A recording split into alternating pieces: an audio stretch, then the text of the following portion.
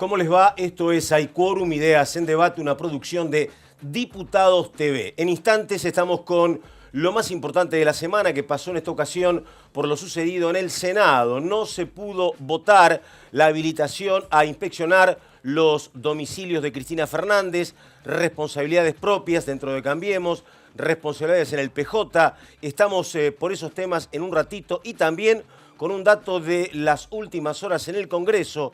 Se podría postergar todo lo que tiene que ver con la reforma al Código Penal. Presentación, Hay Quórum y así empezamos.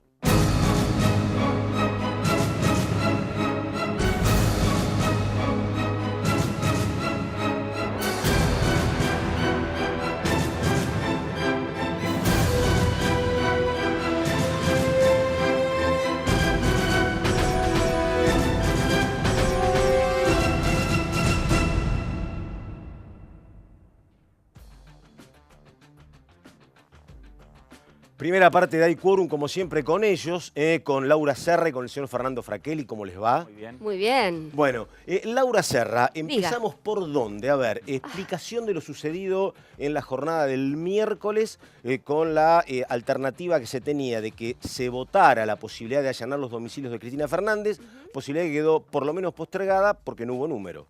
Efectivamente, fue un papelón, hay que decirlo, un papelón del Senado que no Comparto. sí, que no pudo reunir el quórum por una cuestión o por una responsabilidad compartida, hay que decirlo con todas las letras. Por un lado, Cambiemos había convocado a la sesión especial y no logró sentar a todos en sus bancas porque dos de ellos, una senadora, Boyajian, tenía una operación ocular programada. Pero el más polémico, el caso más polémico es el de Esteban Bullrich, Sí. que decidió tomarse unas inoportunas vacaciones en Europa y por lo tanto no estuvo. Si él hubiera estado sentado, quizás la sesión hubiera arrancado. Dicen por ahí que, bueno, se hubieran levantado otros legisladores del peronismo para frustrar la sesión. Lo cierto es que, a ver, Cambiemos tiene la responsabilidad primigenia de sentar a todos en sus bancas porque fueron ellos los que convocaron a la sesión y son los que están impulsando autorizar los allanamientos tal como lo solicitó el juez Bonadío. Laurita, perdón, veo poca gente, la verdad, en el PJ acompañando a Pichetto, ¿no? 6 o 7 había, ¿no? La verdad que, digo, entre los que se retiraron había gente del bloque PJ y ni hablar no había nadie del Frente para la Victoria. Interesante lo que vos decís, sí. Pato, ¿por qué? Porque esto demuestra que no hay una amalgama tan homogénea dentro del PJ cuando Cristina mete la cuña, ¿no? Claro. Ahí está el problema. Cristina sigue dividiendo las aguas, es un problema para Pichetto. Déjame agregarte un dato. La semana que viene van a volver a intentar con una sesión, esta vez están convocando para una movilización en las puertas del Senado, ¿no? Una movilización a través de las redes. Pero no solo para el tema Cristina, sino también por el tema extinción de dominio, ¿no? Y sí, bueno, porque justamente se cayó la sesión del Senado. Claro. Y uno de los temas que estaba en el temario justamente era extinción de dominio, que básicamente lo que significa es recuperar para el Estado la propiedad, las propiedades, los bienes mal habidos por la corrupción. Ahí estamos, señor Fernando Fraquelli. Usted traía el dato de que a lo mejor se posterga el tema Código Penal. ¿Y qué más tiene? A ver, parece que se posterga. ¿Por qué? Porque desde el Ejecutivo esto como estaba organizado. Hasta ahora, el martes se iba a anunciar en Casa de Gobierno, lo iban a enviar el proyecto al Senado Nacional. ¿Qué es lo que dicen en Casa de Gobierno?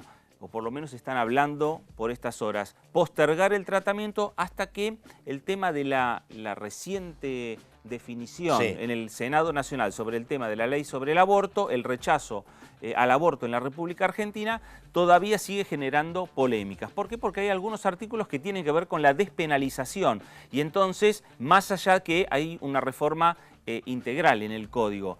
Entonces, en el gobierno dicen, esperemos un poco y enviemos el proyecto más adelante. Y mientras tanto habrá que ver qué es lo que hace Bonadío. Algunos especulan, ¿Bonadío va a insistir con el tema de los allanamientos o puede pedir directamente lo que sería el desafuero de Cristina Kirchner? Si es que termina avanzando en el procesamiento de la senadora nacional. Ahora, por la provincia de Buenos Aires. Ahí el tema de, no quiero decir protección, pero bueno, el acompañamiento que ha tenido en el Senado del PJ.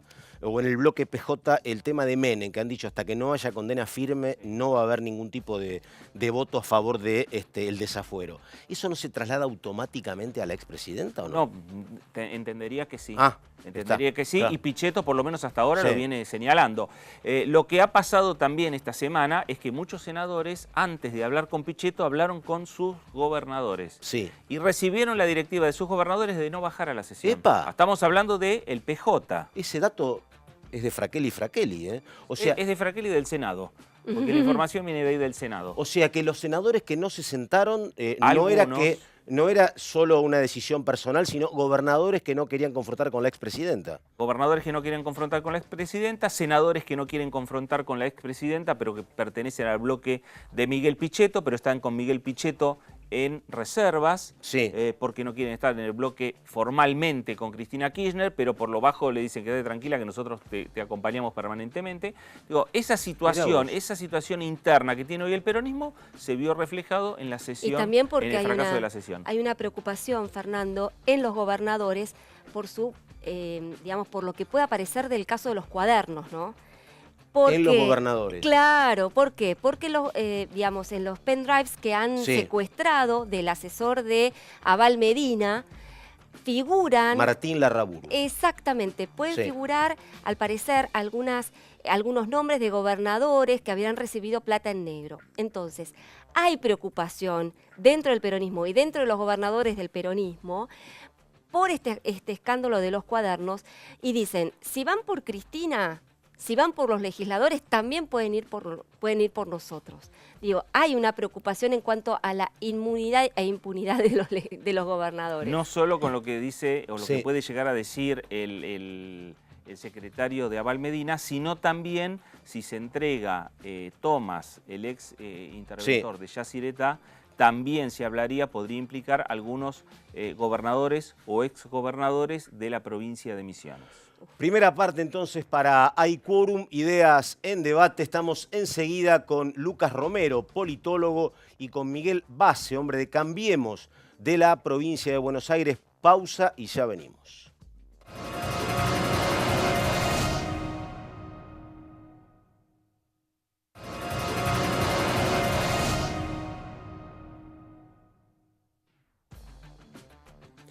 Segunda parte de Hay Quórum, estamos presentando a Lucas Romero, politólogo, titular de Sinopsis. Lucas, ¿cómo te va? Gracias por estar. Gracias por la invitación. Bueno, antes de comenzar con las preguntas y antes de comenzar con la mirada de lo que está pasando, la verdad que debe ser poco complejo tratar de determinar lo que está sucediendo con la opinión de la gente sobre lo que pasa, ¿no? Metido en el tema económico, en el lío de los cuadernos. Pero antes de todo, informe parlamentario y ya seguimos.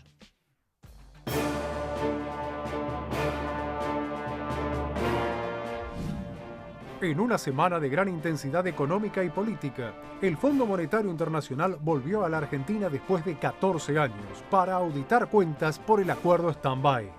Uno de los objetivos asumidos con el fondo fue achicar el stock de LEVAX, ya que desde ese organismo y el gobierno coinciden en que estas letras complican el funcionamiento de la economía.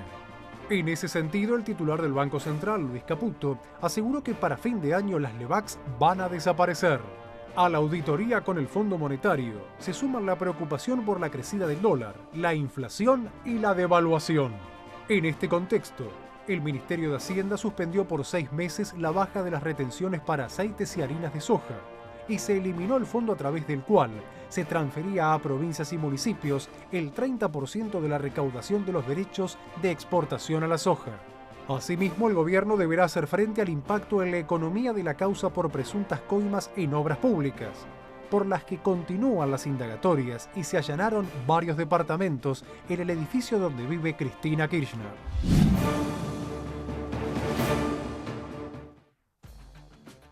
Bueno, lo dicho, estamos con Lucas Romero, titular de Sinopsis. Lucas, primera consulta, ¿tenés algún número sobre lo que está pasando con imagen de los dirigentes, lo que pasa con Macri, lo que pasa con Cristina en el medio de todo esto o no? Sí, acabamos de hacer un trabajo, así que tenemos números frescos y actualizados. En términos generales, seguimos viendo una opinión pública muy crítica del desempeño del gobierno de Mauricio Macri.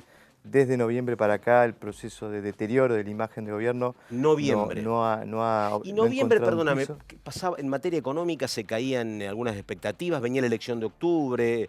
A ver, el gobierno tuvo una caída muy fuerte de imagen en diciembre y enero. Yo ahí distingo, así como hay voto duro, voto blando, digo, Sí. las estrategias electorales identifican diferentes tipos de votos, también hay diferentes tipos de apoyo, ¿no? Hay un apoyo blando posterior al triunfo electoral que el gobierno, que lo llevó al gobierno a tener indicadores de opinión pública muy favorables, que lo perdió rápidamente en ese diciembre-enero en donde se combinaron dos factores fundamentalmente. Reforma previsional, Reforma ¿no? previsional, Claro. una reforma muy polémica y con alto nivel de rechazo por parte de la opinión pública, y el otro factor fue que el gobierno retomó la actualización de los cuadros tarifarios, los había postergado Claro. durante el proceso electoral, eso impactó en la inflación y efectivamente ahí inició un proceso de deterioro que nosotros no vimos que haya encontrado piso a lo largo de estos próximos 8 meses, digamos, y el dato de agosto ratifica la tendencia negativa, ¿no? Hoy el gobierno tiene una imagen positiva, según nuestros indicadores, 28% de imagen positiva, y por primera vez supera la imagen negativa del 50%. Laurita, sí. No, Yo no, estaba no, es escuchando con fuerte eso. atención. Sí, sí, no, 28% de imagen positiva y 50% negativa. Exactamente. Ahora, teniendo en cuenta un poco, bueno, tu expertise como politólogo, ¿no? Se nos viene un semestre muy difícil, lo estamos Complicado. padeciendo, con una alta inflación, con recesión. Recién quizás a principios del año que viene, dicen los optimistas del gobierno, la cuestión se remonte. Ahora, ¿vos crees que puede haber algún tipo de posibilidad de que el gobierno pueda revertir esta caída en la imagen? Teniendo en cuenta que el año que viene tienen que revalidar títulos, tenemos elecciones, digamos, ¿de qué manera vos ves que el gobierno puede levantar la cabeza por abajo del agua? Mirá, lo voy a poner en términos futbolísticos, difícil que el gobierno gane el partido sin meter un gol. Claro. Necesariamente va a tener que la economía jugarle a favor durante el proceso electoral. No hemos visto a lo largo del ciclo Macri un momento en donde el gobierno estuvo muy bajo y recuperó. El dato de febrero de 2017 había sido muy malo para el gobierno. El gobierno venía de un verano muy caliente y lo había depositado en niveles muy bajos de popularidad. El gobierno recuperó y llegó a las elecciones en buenas condiciones y las pudo ganar con bastante solidez.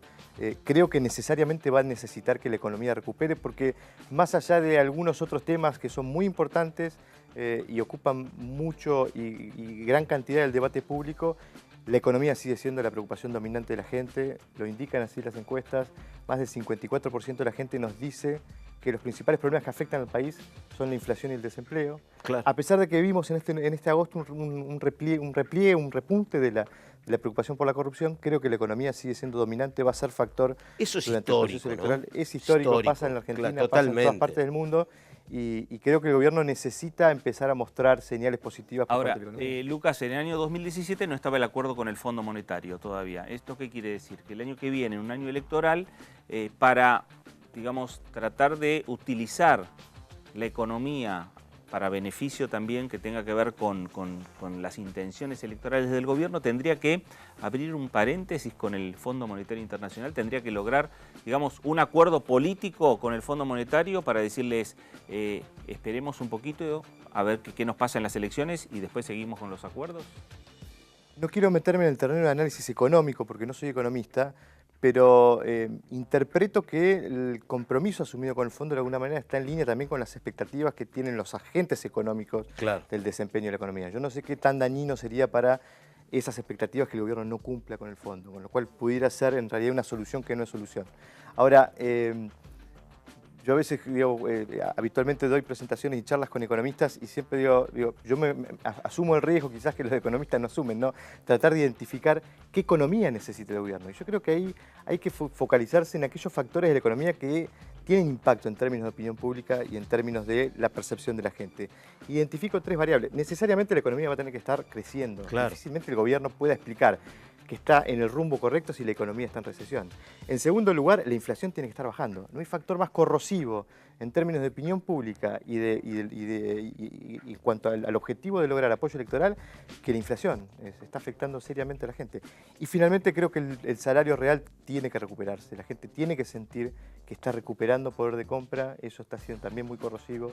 Y creo que es un poco la explicación de por qué el gobierno no logra repuntar en términos de popularidad, ¿no? Lucas, una pregunta, porque me pasa a mí, no sé si le pasa a la sociedad. Uno tiene, cuando habla de noticias económicas, tiene el dato concreto, paga más tarifas, tarifas, hay inflación que molesta. Ahora, a mí, en lo personal, lo que más me desacomoda fueron las promesas incumplidas. Las veces que me dijeron, no, quédense tranquilo que lo peor ya pasó, por ejemplo.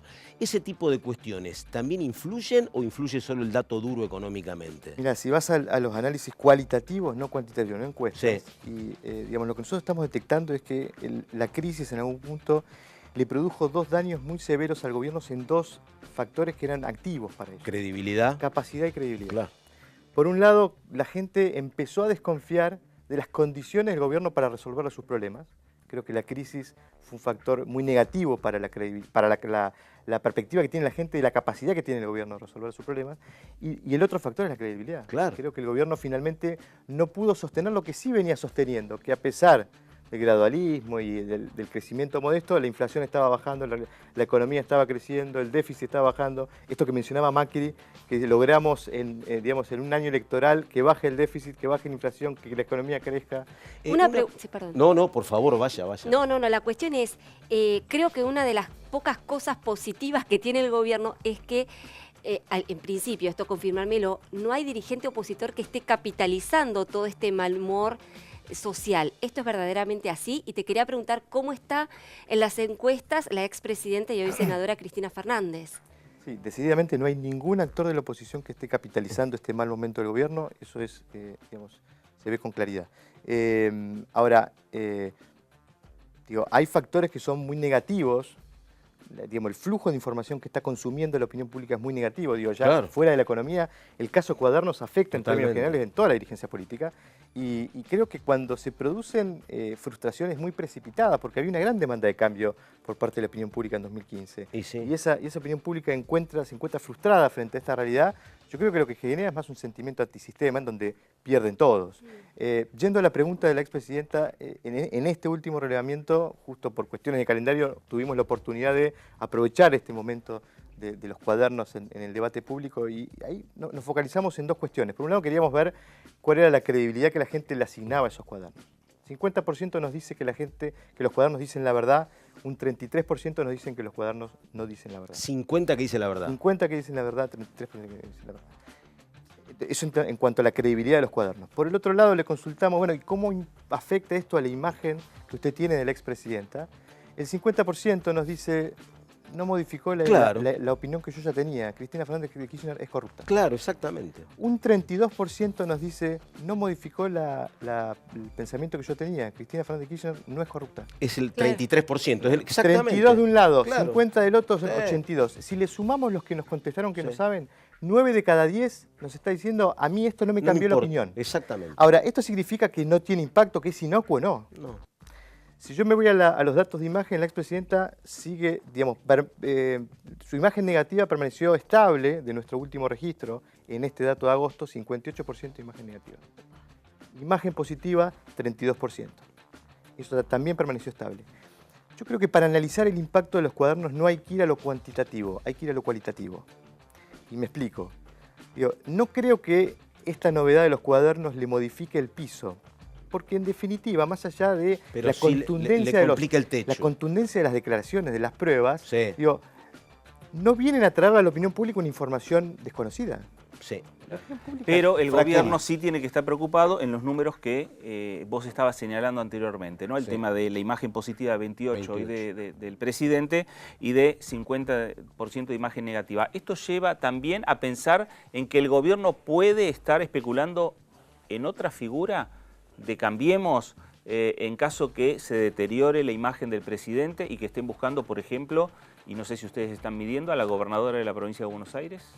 Mirá, la gobernadora siempre a lo largo de todo el ciclo ha estado por encima del presidente Macri en imagen.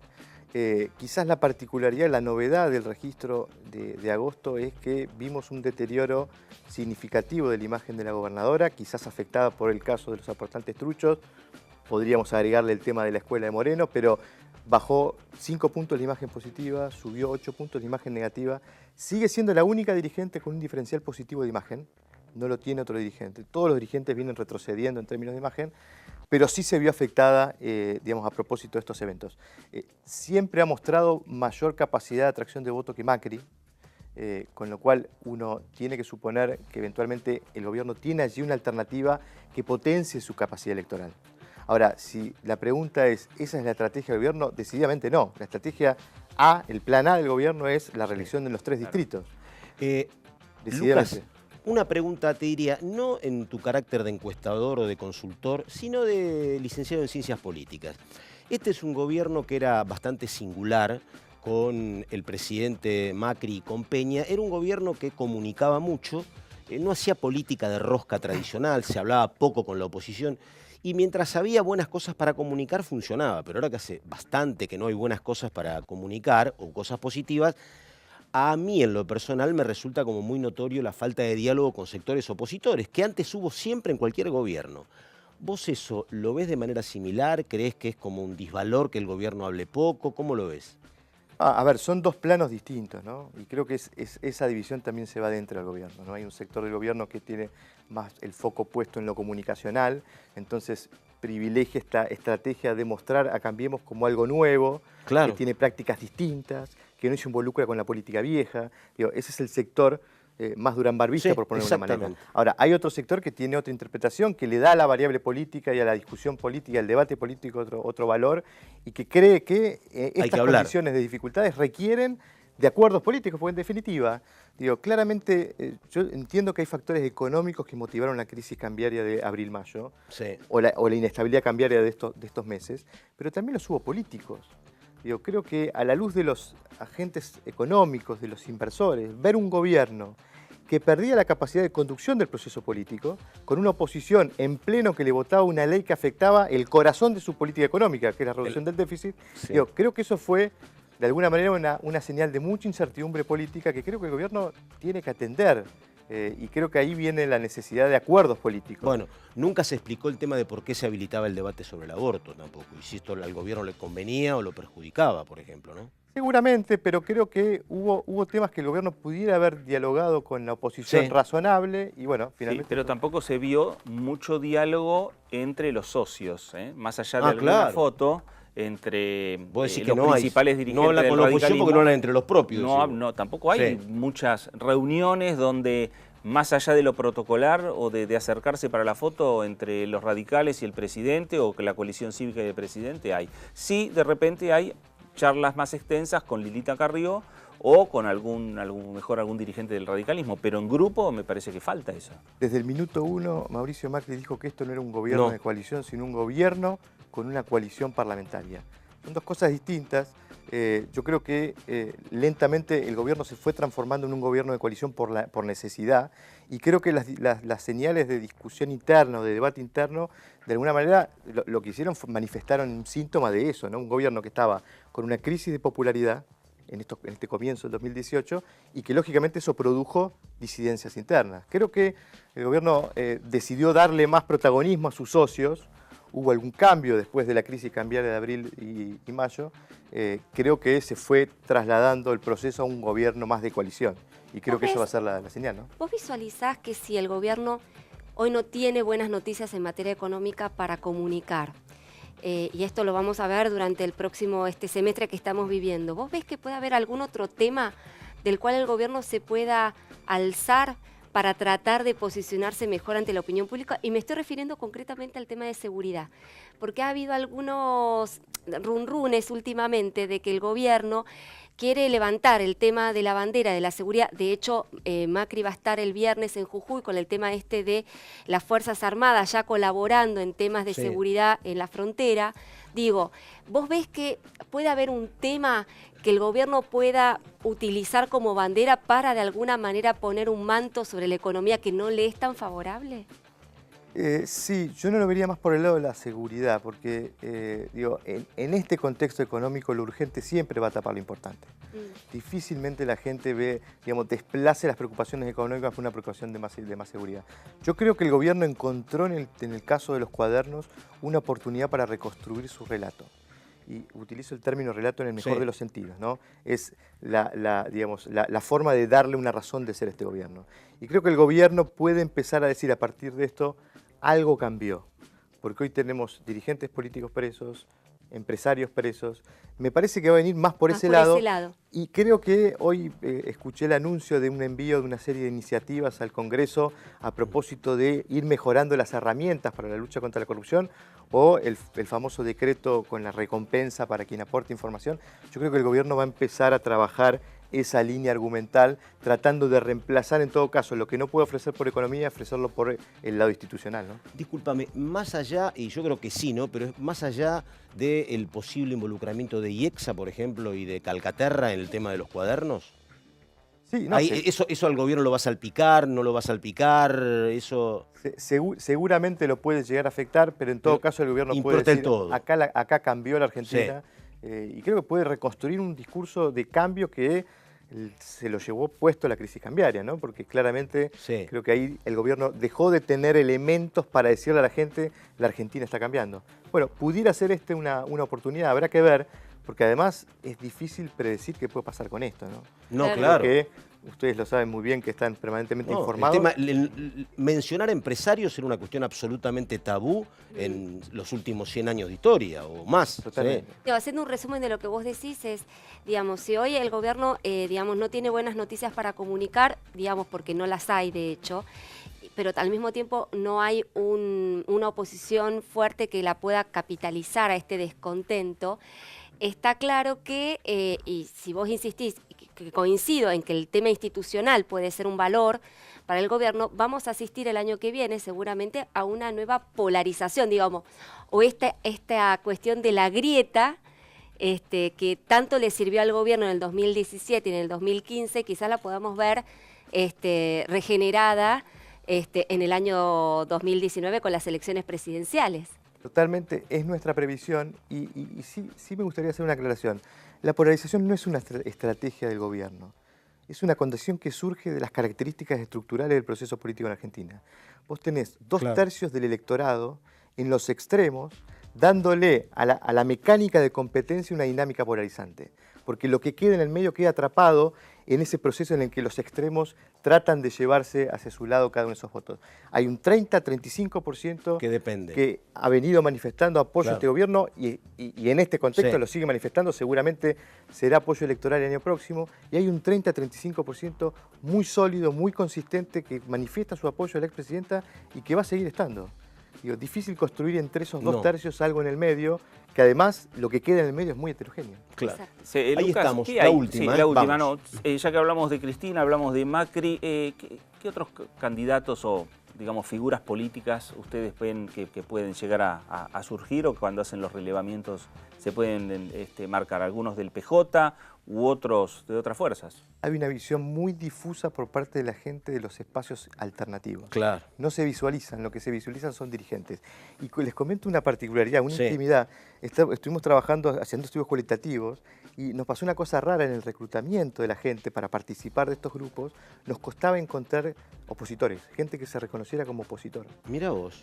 Con ese dato fuimos al trabajo cualitativo y lo que encontramos es una particularidad. Hay sectores desencantados que empiezan a quitarle apoyo a este gobierno y que cuando uno le pregunta qué es la oposición en Argentina, automáticamente dicen Cristina Fernández de Kirchner. Por supuesto, claro. Entonces, esos sectores se ven arrojados, por decirlo de alguna manera, al espacio opositor y lo que ven es lo que rechazan.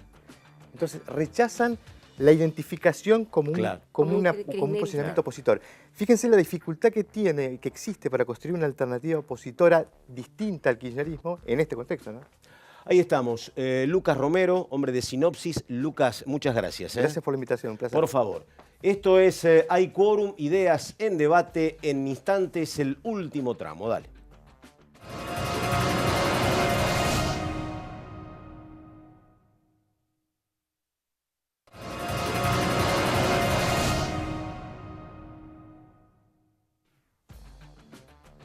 Estamos en el último tramo de Hay Quórum, ideas en debate. Estamos con Miguel Basse, radical, hombre de Cambiemos de la provincia de Buenos Aires. Diputado, ¿cómo le va? Gracias por estar. Bien, bien, gracias. Miguel, ¿usted de qué ciudad es de la provincia de Buenos Aires? La Plata. La Plata, bueno. A ver, consulta. Recién estábamos con encuestas de Sinopsis que decía que por primera vez la imagen de María Eugenia Vidal había caído en la provincia de Buenos Aires. tiene que ver, él decía, al margen de lo que pasa con Moreno, con la cuestión socioeconómica, que no es responsabilidad de María Eugenia Vidal. Pero siempre hay preocupación por el tema social en la provincia, La Plata particularmente. ¿Usted cómo ve el tema? ¿Lo recorre? ¿Están atendiendo algo singular? ¿Hay más demanda de atención? ¿Cómo está? En realidad siempre hubo de parte del gobierno provincial, incluso del gobierno nacional, un tratamiento muy especial hacia el Gran Buenos Aires, Sí, sobre todo, y que incluye naturalmente a la ciudad de La Plata también. Pero digo, dentro de la provincia, el Gran Buenos Aires tiene, desde el punto de vista social, un peso fenomenal, sí, casi excluyente, y la verdad es que tanto el desarrollo social de la nación como los programas de la propia provincia de Buenos Aires han atendido permanentemente esa situación, por eso se avanzó en el tema de, bueno, de fomentar esta cuestión de la economía familiar, de la economía popular, la buena relación que se ha buscado permanentemente entre el Ministerio de Desarrollo Social de la Nación e incluso el gobierno de la provincia de Buenos Aires con las organizaciones que nuclean a estos movimientos sociales de Gran Buenos Aires. Es decir, con los que hay buen diálogo. Sí, hay buen diálogo sí, y hay sí. un intercambio permanente. Por supuesto que tenemos un gravísimo problema, que es innegable desde hace mucho tiempo, un problema que desde mi punto de vista ha crecido con el correr de los años, se ha ido consolidando, se ha ido casi cristalizando, que es la pobreza en el Gran Buenos Aires, que es una cuestión a resolver, la gran cuestión pendiente que tenemos en la Argentina, me parece a mí, ¿no? No, sin duda, Miguel. Y preguntarte, hablando de la situación social y económica que estamos viviendo, ¿no? Las perspectivas son, digamos, complicadas, ¿no? En cuanto a que ayer conocimos el dato de la inflación, se prevé que se puede terminar el año con un 35% anual de inflación, lo cual hasta excede las pautas programadas con el fondo. Digo, va a haber una recesión económica, esto se está llevando a precios, bueno, toda una serie de problemas que afecta al ciudadano común. Digo, ¿ustedes cómo van a encarar políticamente esta cuestión? ¿Van a esperar a que la tormenta pase? ¿Van a tratar de instrumentar algún tipo de movida, iniciativa política que los ponga otra vez a Cambiemos como, digamos, impulsor de iniciativa? ¿Cómo están viendo en concreto ustedes esta crisis fenomenal de la economía que parece no tener fin? Sí, bueno, yo creo que en realidad tenemos justamente que transitar el camino más responsable, que es el de buscar la recuperación de la economía lo antes posible. Después veremos cómo lo acompañamos con actitudes políticas, digamos, con un accionar político que logre transmitir a la sociedad optimismo, digamos. Me parece a mí que el gran desafío que tiene el gobierno, que tenemos todos los que integramos Cambiemos, es justamente resolver esta situación de coyuntura que es difícil, que es muy difícil. Yo debo reconocer que todos nosotros, y me parece que ese es el error principal que cometimos desde Cambiemos, imaginábamos que la situación económica se iba a resolver de manera más sencilla.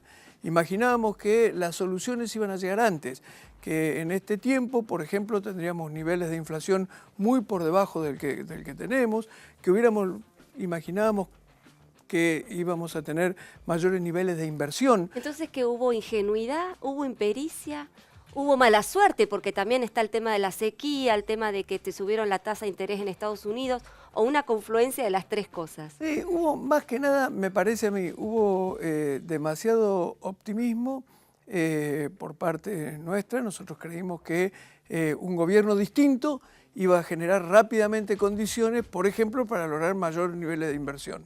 La verdad es que, bueno, quienes invierten siempre especulan un poco más de lo que uno imagina y no alcanzó ese nivel de inversión a recuperar la economía. Pero bueno, de alguna manera el proceso se está desarrollando de manera mucho más gradual de que nosotros hubiéramos querido, seguramente. Y además, es cierto, la sequía jugó un papel importante, bueno, se discute exactamente cuánto es, pero son varios miles de millones de dólares que ingresaron menos al país. Tuvimos la situación internacional generada por las tasas de Estados Unidos y bueno, y otras situaciones que hacen que los mercados emergentes o los países emergentes estén atravesando por una situación bastante compleja hoy en todo el mundo, y esto naturalmente a partir de la vulnerabilidad de la economía argentina nos golpea rápidamente. Lo que nos ha pasado en estos últimos días a partir de lo que pasó, por ejemplo, con Turquía, demuestra la vulnerabilidad que tenemos nosotros, como otros países emergentes, a los que se nos convierte cualquier cosa internacional que pasa en un problema. Y ahora, esto es un dato de la realidad argentina, ¿no? ¿Cómo imaginan o cómo van a encarar la discusión más fuerte que va a tener el Congreso en estos próximos meses, casi una de las últimas discusiones fuertes, que va a ser la del presupuesto, cuando el PJ va a dar casi una discusión más política que económica sobre este tema? Bueno, en realidad yo espero que todo, y vamos a reclamarlo seguramente públicamente, y espero que todos entendamos que hay que asumir esta situación con muchísima responsabilidad. Por ejemplo, el PJ tiene que entender que las provincias, que gobiernan ellos, muchas provincias argentinas, hoy están en una situación mucho mejor que la que tenían cuando se inició este gobierno. Digamos, hoy, a partir justamente de la convicción del gobierno de tratar de manera distinta a las provincias, de realizar un federalismo distinto, a partir de una distribución distinta de los recursos, hoy muchas provincias argentinas han salido de una situación muy compleja desde el punto de vista financiero y están atravesando una situación más cómoda las provincias, incluso que la nación. Bueno, y esto es producto de un esfuerzo que ha hecho el gobierno nacional, pero es producto del esfuerzo que en definitiva termina siendo el conjunto de la sociedad. Y yo creo que, bueno, justamente desde la oposición, sobre todo aquellos diputados que son de las provincias que gobierna el peronismo, van a comprender esta situación y espero que contribuyan, porque entre todos tenemos que lograr salir de esta coyuntura, ¿no? Miguel, yo no lo recuerdo ahora. ¿Usted cómo votó el tema del aborto? A favor. A favor, bueno. A favor de la despenalización. Exactamente, porque estábamos hablando recién con Laura y con Fernando. Digo, hay un tema que es así, ¿no? Me parece que después de cómo resultó la votación en el Senado, cada caso que termine mal, con la muerte de la mujer que requiere un aborto, se lo hace en malas condiciones y termina falleciendo, me parece que va a terminar resultando una enorme presión para los que votaron por el no en senadores, me parece, ¿no? ¿O no? Sí, yo en realidad lamento que ese haya sido el resultado justamente por esto. Lamento que haya sido el resultado del Senado, porque la verdad es que nosotros lo que hicimos y lo planteamos desde un principio es abordar este tema desde el punto de vista de la salud pública. Nosotros sabemos que en definitiva no es que estamos habilitando a que se empiecen o no a producir abortos en la Argentina. En la Argentina los abortos se producen en las condiciones que se producen a partir de la legislación que existe. Entonces, bueno, justamente este tipo de cuestiones nosotros tenemos la obligación de tratar de resolverlo. Y por supuesto que yo soy absolutamente respetuoso, incluso coincido con aquellos que dicen, coincido totalmente con aquellos que dicen que hay que hacer todos los esfuerzos necesarios para evitar que se produzcan abortos. Sí. Pero digo, bueno, avancemos en el tema de la despenalización del aborto, avancemos con el tema de la legalización, precisamente para que exista también un compromiso del Estado en el sentido de la atención de la salud y pongamos en marcha todas las campañas de educación, de prevención que se puedan poner en marcha para tratar de que Hablando del Senado, ayer se produjo una situación muy particular, lamentable, justamente porque fracasó la sesión por falta de quórum. Dos preguntas. Primero, ¿qué le pareció, digamos, ese espectáculo que dio el Senado? Y por otro lado, si merece también algún tipo de, digamos, de cuestionamiento el comportamiento de Esteban Bullrich, ¿no? Que debió haber estado en la sesión y estaba fuera supuestamente de vacaciones. ¿Usted cómo vio eso? Yo lo del Senado en general me parece lamentable, me parece muy, pero muy malo. Porque nosotros tenemos la obligación desde la política de garantizar el funcionamiento de la justicia y que la justicia llegue al fondo de la cuestión. Nosotros no puede ser de ninguna manera que exista una justicia poderosa o mejor dicho, que exista una justicia tolerante con los poderosos, ya sea desde el punto de vista económico, político. En la Argentina nosotros tenemos que garantizar que podemos terminar con la corrupción. La sociedad yo creo que está muy golpeada desde el punto de vista moral por este tema de la corrupción. Y además, como si esto fuera poco, ahora resulta ser que comprobamos que la corrupción ha alcanzado dimensiones tan importantes que terminó generando también un problema económico. Digamos que no era solamente una cuestión vinculada con la ética, con la moral, que ya era un problema en sí mismo, sino que en la Argentina, por lo que podemos apreciar, en el último gobierno hubo tanta corrupción que generó un sobreprecio importantísimo en la obra pública, lo que incrementó, aunque parezca mentira, en forma notable el déficit fiscal. Digamos que desde la política tenemos que garantizar que la justicia trabaje y llegue al fondo de la cuestión y que todos los responsables, políticos, empresarios, todos, absolutamente todos, aquellos que hayan tenido algo que ver con la corrupción, terminen asumiendo su responsabilidad y pagando sus culpas como corresponde con una condena. Ahora, por eso digo, para terminar con esto, digo, el Senado de la Nación hizo muy mal desde este punto de vista en no garantizar el quórum necesario para que se habilite los allanamientos, en este caso a la expresidenta de la República. Porque además eso no es negarle a nadie la posibilidad de su defensa o la capacidad de defensa. Lo que es habilitar a la justicia para que pueda investigar a fondo. Y lo de Esteban, la verdad es que no sé, la verdad, no sé si, imagino que en el Senado han manejado una información distinta, hicieron cálculos distintos.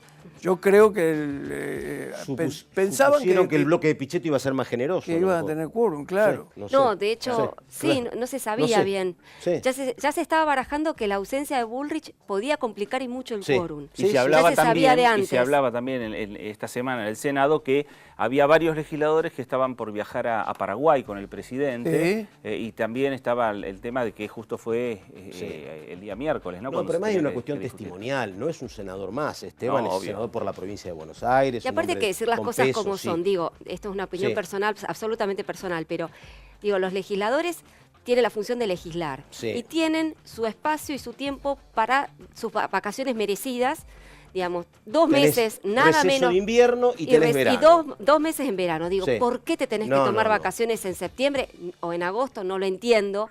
Pero bueno, me imagino que el senador tendrá algún argumento para ofrecer.